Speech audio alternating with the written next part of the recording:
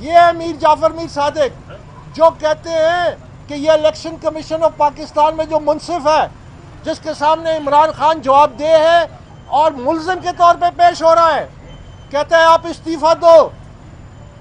یہ ہیں جو کام جو میر جعفر میر صادق کرتے ہیں کہ اداروں کو بدنام کرتے ہیں، آئین کی خلاف ورزی کرتے ہیں، آئین کی دھجیاں اڑاتے ہیں۔ یہ ہے وہ میر جعفر میر صادق۔ آپ کن میر جعفر میر صادق کی بات اٹھاتے ہیں؟ اور آپ کب سے سراج الدولہ اور ٹیپو سلطان بننے لگ گئے؟ مجھے یہ بتائیے کہ کون ٹیپو سلطان امریکہ کے صدر کی الیکشن جیتنے کے لیے 2 رکعت نفل پڑھتا تھا؟ ٹیپو سلطان کیا امریکی صدر سے ملاقات کے بعد اتنا آپے سے باہر ہو گیا، اتنا خوش ہوا کہ کہتے ہیں میں دوسرا ورلڈ کپ جیت کے آیا ہوں؟ کون سا ٹیپو سلطان ہے جو کشمیری مسلمانوں کے مودی کے ظلم کے حوالے کرتا ہے؟ یہ کون سا ٹیپو سلطان ہے؟ یہ کون سا سراج الدولہ ہے؟ آپ کس کی مثالیں دے رہے ہیں خان صاحب؟ آپ تو ان کے قریب بھی نہیں بھٹکتے۔ آپ کو صرف اور صرف اقتدار چاہیے، اور آپ کو جو آپ مطالبہ کرتے ہیں نا، جس طرح الیکشن کمیشن کے سامنے آپ مظاہرہ کرتے ہیں اور آپ کہتے ہیں کہ میرا منصف جو ہے جس کو آپ نے خود لگایا کہ اس کو ہٹاؤ کیونکہ آپ کو خطرہ ہے کہ شاید وہ انصاف کی بنیاد پہ فیصلہ دے گا، یہ فیشزم ہے، اسے فیشزم کہتے ہیں۔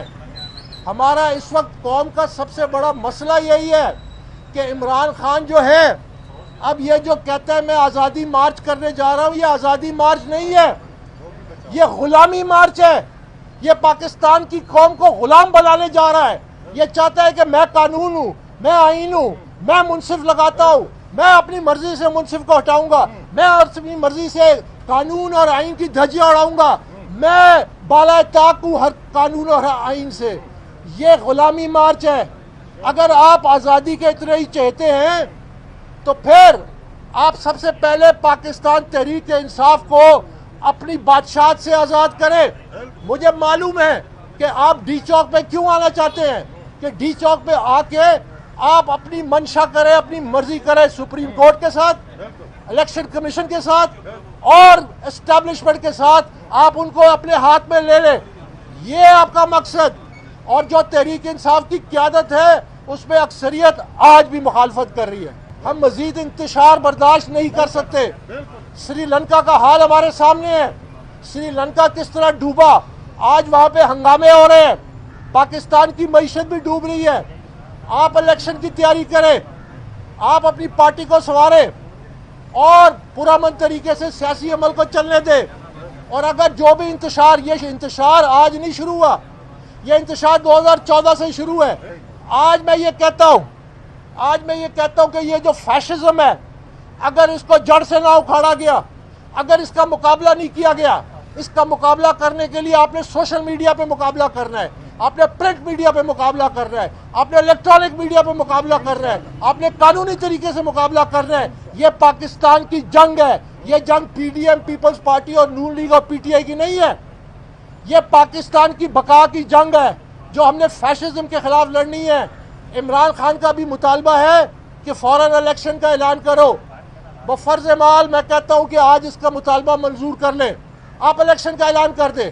کل یہ کہے گا کہ مجھے اپنی مرضی کا الیکشن کمیشن چاہیے، آپ الیکشن کمیشن اس کی مرضی کا دے دیں۔ پھر یہ کہے گا کہ مجھے الیکشن میں اپنی مرضی کے نتائج چاہیے۔ پھر اگر الیکشن نتائج آپ کے 10 سیٹیں کم آئیں تو پھر آپ کہیں گے کہ مجھے یہ الیکشن نہیں منظور۔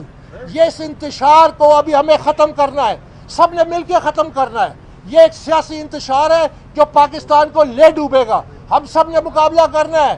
اگر ہم نے مقابلہ نہیں کیا، یہ عدالتوں کو چیلنج کرتا ہے، یہ عدالتوں کو ملائن کرتا ہے۔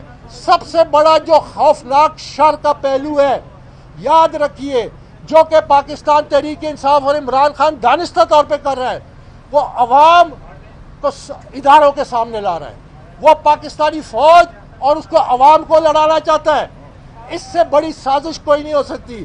جو عمران خان سازش کا ذکر کرتا ہے، سب سے بڑی سازش یہ ہے کہ ایک سیاسی جماعت غیر قانونی فنڈنگ سے، بھارتیوں کی فنڈنگ سے، غیر ملکی کمپنیوں کی فنڈنگ سے، غیر ملکیوں کی فنڈنگ سے یہ اقتدار میں آئی۔ یہ تھا اس کا ایجنڈا کہ انتشار پھیلائیں۔ ہم سب نے مل کے اس انتشار کا مقابلہ کرنا ہے۔ آج بھی شاید تھوڑا سا وقت رہ گیا ہے۔ میں یہ ریکویسٹ کرتا ہوں کہ اب مزید وقت کی تاخیر کے اب اس کیس پہ جلد از جلد فیصلہ آئے تاکہ عوام کے سامنے حقائق آئے. بہت بہت شکریہ.